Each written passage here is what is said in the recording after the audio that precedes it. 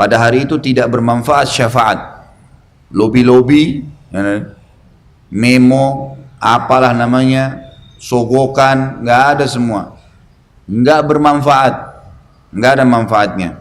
Allahu Rabbi wal Islam dini wa Muhammadan Rasulullah. Jadi orang beriman sama orang yang bermaksiat itu akan terpisah dengan sendirinya di mahsyar. Diatur oleh para malaikat, orang-orang beriman sudah disusun semuanya dan mereka berdiri di belakang nabi mereka masing-masing. Jadi misalnya kita nanti umat Muhammad SAW, di depan kita nanti ada Nabi Muhammad SAW dan orang berimannya akan tersendiri, orang kafirnya akan tersendiri. Karena ada hadis yang berbunyi semua nabi akan berdiri di belakangnya kaumnya, beriman atau kafir, semuanya. Maka akan terpisah dengan sendirinya. Orang-orang mukmin akan mulia dan orang-orang kafir dan juga masuk dalamnya orang yang fasik, masih banyak dosanya, juga terpisah sendiri. Orang-orang beriman di sini disebutkan dengan kemuliaan. Kata para ulama, mereka tidak merasakan dahaga. Padahal pada saat itu panas, matahari cuma berapa mil saja. Sementara orang-orang kafir dan orang fasik merasakan dahaga. Sebagaimana hadis ayat tadi, ayat 86 dari surah Maryam ini. Ibnu Mubarak, Abdullah bin Mubarak rahimahullah, seorang ulama tabi'in, meriwayatkan dalam Az-Zuhud, buku beliau, judulnya Az-Zuhud nomor 83, dengan sanadnya dari Mujahid tentang firman Allah, dan kami akan menghalau orang-orang yang durhaka ke neraka Jahannam dalam keadaan dahaga. Ia mengatakan leher mereka terputus karena kehausan. Ya. Jadi sampai leher mereka rusak, ya, karena hausnya. Orang kalau terlalu haus, tenggorokannya seperti luka, ya. Dan itu sampai pada tingkat melukai leher mereka dari luar karena dahaganya, tapi nggak mati. Ini tafsir daripada Maryam 8586 yang menandakan atau memberikan gambaran tentang keadaan manusia pada saat dibangkitkan di mahsyar. Firman Allah yang lain, surah Al-Kahfi ayat 47. A'udzu billahi minasyaitonir rajim. Wa taral arda barizatan wa hasyarnahum falam nuqadir minhum ahada. Dan kalian akan melihat bumi itu datar dan kami kumpulkan semua manusia dan tidak kami tinggalkan seorang pun dari mereka. Berarti semua yang pernah hidup manusia, semua yang Allah ciptakan manusia, baik dia hidup dalam umur tertentu yang sudah ditentukan 50, 70, 100 tahun, atau orang yang baru lahir meninggal, pokoknya sudah berbentuk manusia, apalagi sudah ada ruh. Kalau kita di alam kita ini adalah 4 bulan di rahim ibu, semua akan dibangkitkan. Karena yang sudah ada ruhnya 4 bulan kita akan ketemu, sebagaimana sudah kita sampaikan sebelumnya, poster tubuhnya, ya, sebesar Adam kalau laki-laki dan sebesar Hawa kalau perempuan, walaupun dia bayi meninggal, tetap kembali kepada poster satu, semuanya sama tubuhnya, laki-laki seperti Adam, perempuan seperti Hawa, semuanya akan ketemu. Yang dimaksud di sini kalian akan melihat bumi datar. Ini jangan lupa yang kita sudah bahas sebelumnya. Banyak orang salah faham, dianggap kiamat nanti kan hancur semua nih. Bahasa hancur yang banyak dibahas sebelumnya, ya, tentang masalah kiamat kalau terjadi seperti apa. Gunung-gunung akan tercabut, bumi akan melayang seperti kapas, gitu kan? Ini sudah kita bahas semua sebelumnya. Maka gunung-gunung itu akan dicabut oleh Allah, kemudian dibenturkan dengan bumi, sehingga menjadi leburlah satu sama yang lain. Jadi digambarkan oleh para ulama, gunung-gunung itu kecabut, kemudian Allah menghantamkan kembali di tempatnya dia juga. Misal gunung Bromo, nanti tercabut pada hari kiamat, gitu kan? Cabut semua gunung. Lalu Allah Azza wa Jalla buat jarak tertentu, kemudian dihantamkan ke tempatnya sendiri, tempat gunung itu dasarnya ada. Sehingga antara bumi yang berisi dengan tanah-tanah batu ini terbentur dengan gunung itu, dan gunung itu jadi lebur. Dan jadilah bumi nanti datar. Bumi ini datar. Dan yang dibenturkan ini, yang akhirnya berlebur adalah gunung-gunung. Tidak semua lokasi di muka bumi ini, termasuk kuburan kita, tidak ada masalah. Makanya orang dibangkitkan dari kuburannya nanti. hari kiamat, ya. Tapi sudah tidak ada bangunan satupun di muka bumi ini, nggak ada gunung, nggak ada pohon, nggak ada bangunan apapun, rata semuanya, buminya akan rata, seperti padang, dalam hadis lain dikatakan seperti padang pasir yang pasirnya berwarna putih, rata semuanya. Ini makna daripada dan kalian akan melihat bumi itu datar dan kami kumpulkan seluruh manusia, dan pada saat itu semuanya dibangkitkan. Yang bayi tadi sampai yang kakek-kakek dan nenek-nenek, semuanya. Dan tidak kami tinggalkan seorang pun dari mereka. Pasti semuanya akan bangkit, kafir, beriman, semuanya. Kemudian surah Toha ayat 102. Ini kena nggak ditulis ayatnya, maka silakan dibuka Qur'annya. Surah nomor 20 ayat 102.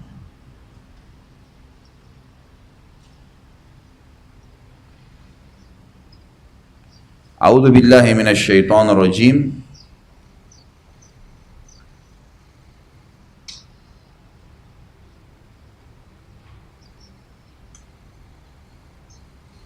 Kita baca dari ayat 100 ya.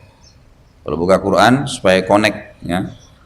Saya bacakan dari ayat 100-nya, surah Toha ayat 100. A'udzu billahi minasyaitonir rajim. Man a'rada anhu fa innahu yahmilu yaumal qiyamati wizra. Barang siapa yang berpaling dari Al-Qur'an, maka sesungguhnya ia akan memikul dosa yang besar di hari kiamat. Yang tidak mau pelajari Al-Qur'an, enggak mau terapkan hukumnya, enggak mau belajar bacaannya, ini akan jadi berat buat dia hari kiamat. Tentu di sini yang dimaksudkan adalah umumnya orang-orang kafir ya. Mereka tidak mau beriman. 101 khalidina fiha wa sa'alahum yaumal qiyamati himla. Mereka akan kekal dalam keadaan itu di neraka, dan amat buruklah dosa itu sebagai beban bagi mereka di hari kiamat. Jadi hati-hati, ayat ini mengingatkan tidak boleh meninggalkan Al-Quran, baca, pelajari. Lalu 102, yauma yunfakhu fis-sur wa nahsyurul mujrimina yauma idzin dzurqa. Yaitu pada hari ditiup sangkakala, dan kami akan mengumpulkan pada hari itu orang-orang yang berdosa dengan muka yang biru muram. Jadi pada saat itu kelihatan orang-orang kafir, salah satu cirinya sudah dikumpulkan satu sama yang lain, semua wajah mereka berwarna biru muram, biru yang kelihatan seperti memar ya. Kalau ada orang luka memar kena biru, biasanya birunya agak tua, ada sedikit warna merah kadang-kadang ya, seperti itu. Na'udzubillah, ini khusus untuk mereka. Lalu 103 menceritakan kepada kita, yatakhafatuna bainahum illa bithtum illa ashra. Lalu mereka saling berbisik satu sama yang lain, kamu tidak berdiam di dunia melainkan hanya 10 hari. Jadi seakan-akan mereka saling mengingatkan, rupanya selama ini kita hidup 70 tahun, 80 tahun, 100 tahun, hanya seperti 10 hari ya. Pada saat itu orang bangun. Hati-hati Bapak Ibu sekalian, kita kalau meninggal nanti, begitu ruh kita dicabut, datang malaikat maut, kita baru sadar, oh ternyata dunia selama ini yang saya lewatin cuma itu ya. Bahkan di surga nanti orang kalau masuk di surga, insya Allah kita bahas di bahasan surga, itu seseorang bisa mengetahui riwayat hidupnya. Ya Allah, saya mau tahu riwayat hidup saya. Jadi riwayat dia masih bayi sampai dia mati, sekejap dia bisa tahu. Di waktu akhirat, satu hari waktu akhirat sama dengan 1000 tahun waktu dunia. Jadi kalau kita lewatin 100 tahun misalnya, berarti hanya 10% dari waktu satu harinya di dunia yang dia pakai tonton tuh. Dia udah tahu. Oh ini dia kecil, oh ini waktu saya lari, ini waktu saya ngambil mangga, ini waktu ini, tahu semua. Ini pernah saya gini, sampai selesai. Oh ternyata cuma ini riwayatnya. Gitu. Makanya Allah SWT selalu ingatkan, kehidupan dunia cuma sebentar, jangan dikejar. Ini maaf teman-teman Bapak Ibu yang sudah sepuh, yang hadir di sini. Coba bayangkan dari pada saat kita masih kecil dulu, sejenak pada saat ini, gitu kan? Merenungi, berapa lama kira-kira? Yang sudah 60 tahun, 70 tahun. Seperti 70 tahun kah yang dibayangkan yang besar? Seperti baru kemarin, gitu kan? Seperti baru berapa hari. Itulah hakikat kehidupan dunia. Maka jangan jadikan sebagai target.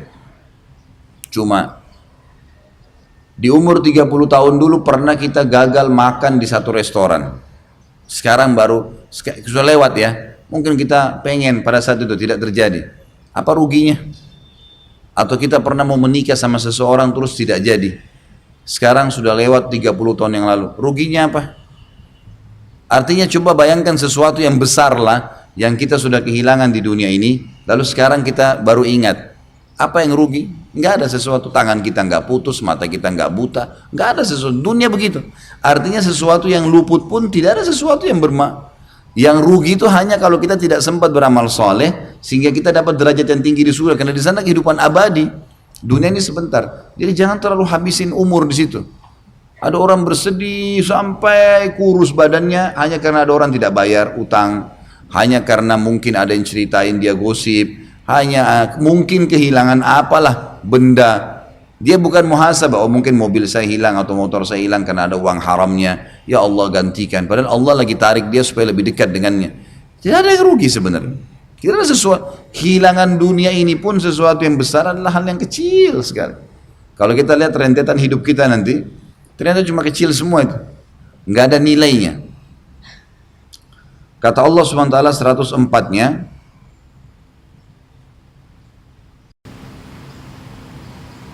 Nahnu a'lamu bima yakuluna idh yakulu amsaluhum tariqatan illa bistum illa yauma.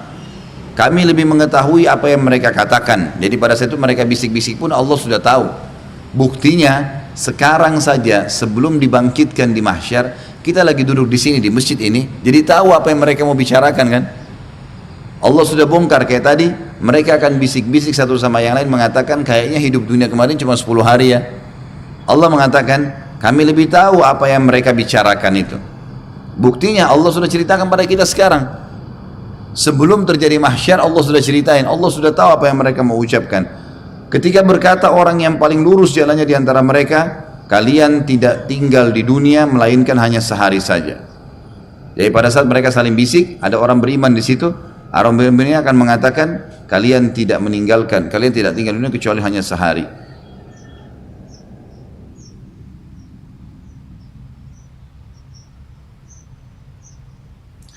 Kita lanjutkan beberapa ayat ke depannya. 105. Wa yas'alunaka 'anil jibali faqul yansifuha rabbi nasfa. Dan mereka bertanya kepada Muhammad tentang gunung-gunung. Diapakan nanti hari kiamat? Katakan, Tuhanku akan menghancurkannya di hari kiamat sehancur-hancurnya. Habis. Ini tentu Bapak Ibu yang sudah sering ke gunung, lihat wilayah pegunungan, tahu nih bagaimana kokohnya gunung-gunung. Terbukti kita bisa bangun apapun di atasnya. Kita bisa mengambil apapun dari dalamnya, gitu kan. Kalau dikerok pun gunung itu lama baru habis, gitu kan. Ada gunung-gunung yang luar biasa besarnya. Dan banyak gunung-gunung Bapak Ibu sekalian yang manusia sekarang baru temukan, ternyata penuh di lautan. Lautan itu penuh dengan gunung-gunung. Dan gunung-gunung yang di lautan itu kemudian menjulang ke atas, yang keluar itu cuma sebagian daripada yang dibandingkan dengan yang di dalam. Karena gunung kan ngerucut. Jadi semua yang keluar dari lautan itu adalah bagian kecilnya. Jadi kalau kita lihat sekarang gunung-gunung banyak ini kemudian ada lautan di sekitarnya, itu berarti sampai ke bawah tuh kakinya gunung itu, gitu kan. Itu jauh lebih besar, semuanya akan tercabut. Kata Allah SWT ayat 16-nya, fayadharuha qa'an safsafa, dan dia Allah akan menjadikan bekas gunung-gunung itu datar sama sekali. Karena dibenturkan tadi saya kasih contohnya, kemudian menjadi rata semuanya. 107, la tara fiha iwajan wala amta. Tidak ada sedikit pun kamu lihat padanya tempat yang rendah dan yang tinggi. 108, yauma idzin yattabi'una ad-da'iya la iwajalah wa khashi'atil aswatu lirrahmani fala tasma'u illa hamza. Pada hari itu manusia mengikuti menuju kepada suara penyeru. Nanti ada malaikat akan menyeru dengan tidak berbelok-belok, arahnya satu. Dan merendahlah semua suara kepada Tuhan yang Maha Pemurah. Enggak ada yang berani bicara pada saat itu, dan kamu tidak mendengar kecuali bisikan saja. Ini keadaan tentang mahsyar. Kemudian kita tutup teman-teman sekalian sampai ayat 110 ya. 109-nya, yauma idzin la tanfa'u syafa'atu illa man adina lahur rahmanu wa radiya lahu qawla. Pada hari itu tidak bermanfaat syafaat. Lobi-lobi, memo, apalah namanya, sogokan, nggak ada semua. Nggak bermanfaat, nggak ada manfaatnya. Kecuali syafaat orang yang Allah zat yang maha pemurah telah memberi izin kepadanya dan dia telah meridhai perkataannya. 110 yang terakhir, ya'lamu ma baina aydihim wa ma khalfahum wa la yuhituna bihi ilma. Dan dia mengetahui apa yang ada di hadapan mereka dan apa yang ada di belakang mereka, sedang ilmu mereka tidak dapat meliputi ilmunya Allah. Ya. Tentu ini lanjutan-lanjutannya semua adalah masih berbicara tentang masalah orang-orang yang dibangkitkan nanti pada hari kiamat, yang zalim, dan juga orang-orang yang beriman. Baik, saya bacakan 2 ayat lagi, maaf, supaya lebih lengkap lagi. 111-nya. Wa'anatil ujuhu lil hayyil qayyum wa qad khaba man hamala zulma. Dan tunduklah semua muka dengan berendah diri kepada Tuhan yang hidup kekal, lagi senantiasa mengurus makhluknya, dan sesungguhnya telah merugilah orang-orang yang melakukan kezaliman. 112. Wa may ya'mal minas salihati wa huwa mu'minun fala yakhafu dhulman wala hadma. Dan barang siapa yang mengerjakan amal-amal yang saleh dan ia dalam keadaan beriman, maka ia tidak perlu khawatir akan perlakuan yang tidak adil terhadapnya dan tidak pula akan pengurangan haknya. Semua dia akan dapat. Saksi bahasan kita, semua ayat-ayat tadi ini dari 102 sampai 112 ya, menjelaskan tentang bagaimana perhimpunan yang terjadi di hari kiamat itu. Selanjutnya surah Maryam ayat 68. Kita kembali ke surah Maryam, satu surah sebelumnya.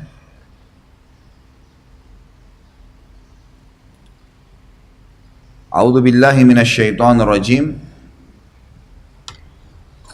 Fa warabbika lanahsyurannahum wasyayatin thumma lanuhdirannahum haula jahannam jithiya. Demi Tuhanmu hai Muhammad, sesungguhnya akan kami bangkitkan mereka, semua manusia, bersama syaitan, semua jin-jin. Kemudian akan kami datangkan mereka ke sekeliling Jahannam dengan berlutut. Mereka akan melihat neraka, dan orang-orang kafir, ini sudah kita jelaskan, dan orang-orang yang akan masuk ke neraka, orang munafik, orang musyrik, mereka akan diletakkan di depan neraka Jahannam dalam keadaan terlutut, kemudian dirantai dan dilemparkan. Kita lanjutkan ayat 69-nya. Thumma lananzi'anna min kulli syi'atin ayyuhum ashaddu 'alal rahmani 'itiyya. Kemudian pasti kami akan tarik dari tiap-tiap golongan siapa di antara mereka yang sangat durhaka kepada Tuhan yang Maha Pemurah. Artinya akan diambil, dilemparkan ke neraka tanpa hisab lagi. Enggak ada lagi timbangan amalnya. Orang kafir, munafik, musyrik ini masuk neraka tanpa hisab. Ayat 70, "Tsumma lanahnu a'lamu billadzina hum aula biha siniya." Dan kemudian kami sungguh lebih mengetahui orang-orang yang seharusnya dimasukkan ke dalam neraka Jahannam. Sampai ayat 72 kita baca ya. Ayat 71-nya, "Wa im minkum illa wariduha kana ala rabbika hatman maqdiya." Dan tidak ada seorang pun dari kalian melainkan mendatangi neraka itu, hal itu bagi Tuhanmu adalah suatu kemestian yang sudah ditetapkan. Maksudnya akan lewat di atasnya. Orang-orang kafir, munafik, musyrik dilempar langsung masuk tanpa hisab. Orang-orang beriman yang fasik masih banyak dosanya pasti lewat di atas neraka Jahannam untuk dimasukkan ke neraka. Dan orang-orang beriman yang akan masuk ke dalam surga pasti lewat juga untuk mengetahui, oh ternyata ini neraka. Sebagian ulama mengatakan bahkan orang-orang beriman itu bisa merasakan sebagian dari panasnya, tapi tidak melukai mereka karena lewat di atasnya, sehingga mereka tahu bagaimana dahsyatnya siksaan yang Allah telah ancamkan. Ayat 72 memastikan orang-orang beriman itu akan lewat, kemudian mereka akan diloloskan. Tsumma nunajjil ladzina taqaw wa nadharul zalimina fiha jithiya. Kemudian kami akan menyelamatkan orang-orang yang bertakwa dan membiarkan orang-orang yang zalim dalam neraka dalam keadaan berlutut.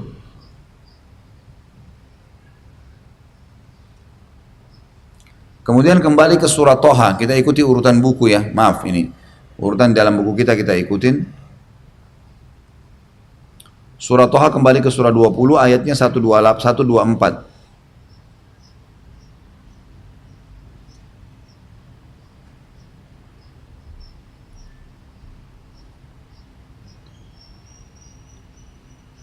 وَمَنْ أَعْرَضَ عَنْ ذِكْرِي فَإِنَّ لَهُ مَعِيشَةً ضَنْكًا وَنَحْشُرُهُ يَوْمَ الْقِيَامَةِ أَعْمَى. Jadi selain orang kafir tadi terpisah dengan orang beriman, wajah mereka berwarna biru muram, gitu kan? Kemudian dalam kondisi berlutut, ya. Keadaan-keadaan pada saat di perhimpunan pada saat itu ya. Ada juga orang yang dibangkitkan dalam kondisi buta, tidak melihat sama sekali. Dan barang siapa yang berpaling dari peringatan, kata Allah, peringatanku, Al-Quran dan sunnah Nabi Muhammad SAW, maka sungguhnya baginya kehidupan yang sempit. Pasti sempit hidupnya di dunia. Semua serba kurang, masalah demi masalah yang dihadapi. Dan kami akan menghimpunnya pada hari kiamat dalam keadaan buta. Ini ciri orang juga di mahsyar. Kemudian surah Isra ayat 97. A'udzu billahi minasyaitonir rajim. Wa nahsyuruhum yaumal qiyamati ala wujuhim umyan wa bukman wa summa. Ada juga orang dibangkitkan pada hari kiamat, kata Allah, dan kami akan mengumpulkan mereka pada hari kiamat diseret atas muka mereka dalam keadaan buta, bisu dan pekak, ya. Ini ciri yang lain. Ada juga orang seperti itu pada hari kiamat. Tentu Bapak Ibu kalau mau menggambarkan tentang masalah buta ini, kalau misalnya lagi terjadi ada musuh masuk di satu kota, di kota kita misalnya, naudzubillah, satu waktu, misal ini contoh saja, kemudian dikepunglah kita semua ini, dan setiap saat bisa dibunuh oleh musuh, tetapi dalam kondisi mata kita buta, atau mata kita ditutup dengan kain. Beda dengan kondisi orang yang terbuka, mungkin dia masih bisa melihat, masih bisa tahu celah lari kemana. Jadi dibangkitkan dalam keadaan buta ini tambahan siksaan ini. Ini rumit ini. Makanya di sini Allah sebutkan itu. Dibangkitkan dalam kondisi dia buta, ada yang tuli, ada yang pekak. Semuanya jadi nggak tahu apa yang terjadi nih. Dia tersiksa kah? Dia dilempar ke neraka kah? Dia bisa selamat kah? Tapi ini hanya terjadi bagi orang-orang kafir ya. Orang beriman tidak seperti ini. Orang beriman akan aman. Tidak ada yang buta. Ini juga sebagian ulama mengatakan bisa terjadi pada orang-orang yang fasik, yang banyak sekali dosanya gitu. Lalu kita lihat surah As-Saffat ayat 22. Selanjutnya As-Saffat ayat 22.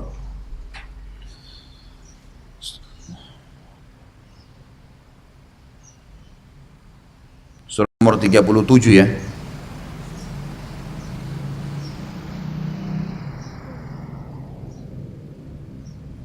A'udzu billahi minasyaitonir rajim.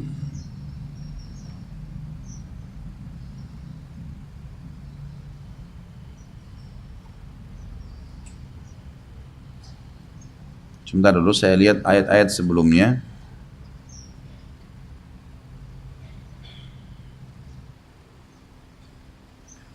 Baik, kita mulai baca dari ayat 21.